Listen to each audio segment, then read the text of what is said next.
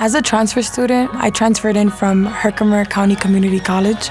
What made me want to transfer into LIM and not other schools was I'm a person who learns hands-on and not just in a classroom. The career building class that everybody has to take here at LIM College consists of networking tips, how to build a resume, how to build a portfolio, and then you also work while you're gaining credits. LIM hosted its annual Dream Dinner. They host it every single year. It's this opportunity to network with different employers. I submitted my resume for various tables for Michael Kors, Net-a-Porter. I got to sit with Tommy Hilfiger. And when we were sitting there at the Dream Dinner, the first thing this woman says, I kid you not, is, "Hi guys, by the way, there's no internships for summer." But I kept going, I kept talking to her, still networked. And by the time I went to go say bye to her, she offered me a position for summer.